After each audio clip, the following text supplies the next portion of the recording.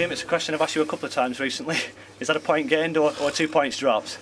I mean, you've got to say, in two aspects, playing the top of the league, it's a point gained, but on reflection of the game, out there after, the second half display, what the lads put forward, it's got to be 2 drops.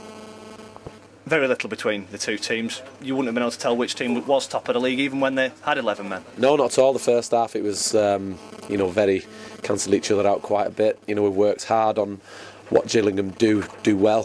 So it was disappointing to concede the goal like we did. And the lads, kind of felt that at half time. But it was important that the message got through at half time. We came out quite buoyant and very, very positive, which is exactly what the lads did. Every single person on the pitch gave 120%. So if we'd have lost the game, I wouldn't have had a problem. In terms of effort, a real continuation of the performance at Fleetwood. Yes, definitely, it's filtered into the game. When you kind of get a bit of a run like that through the team, even the lads who aren't playing are kind of buzzing in training and pushing people forward for the shirt, which is fantastic. So the longer that carries on, the better.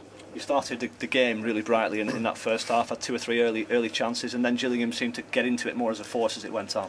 Yeah, in the first half, they do put you under pressure. They do get it forward early. The work on their set pieces, the throw-ins. So it's up to you to deal with that first and foremost. And then in open play, you must move the ball quick. You must get it down the sides quick. We didn't do it that well in the first half. Some instances we did, but in the second half, we was very, very effective at what we did then.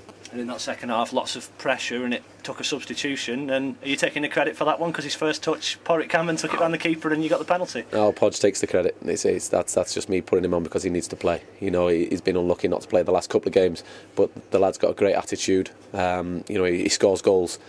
He will get a lot more goals, and when he came on, that's exactly what Podge does.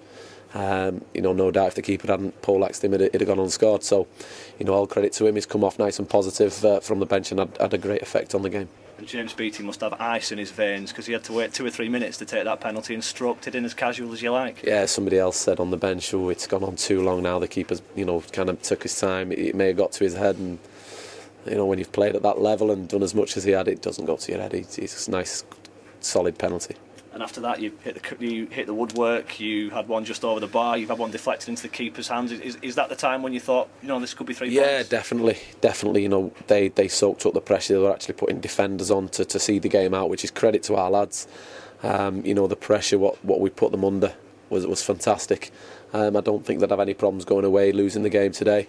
But it's a good result in the end. It's another game unbeaten for you and your team as well. You're building up a bit of momentum at the moment, aren't you? Yeah, for the lads, they're doing great. Saying before the game, there's not much to fear through our group. As long as we conduct ourselves and work as hard as they did out there today, we'll go to teams who are up there in top of the league. We've got nothing to fear from them as long as we conduct ourselves and apply ourselves very well. We'll give people a game. How good is it to have selection problems? You mentioned Porrick Hammond and James Beattie already. Centre half, Rob Atkinson came back in, Peter Murphy's on the bench. Definitely. And do you know what? Peter doesn't deserve to not play. He's played a lot of games. Just thought it'd do the lad well to rest. That is the only reason Peter didn't play today. He's been absolutely outstanding. He's been fantastic throughout the season.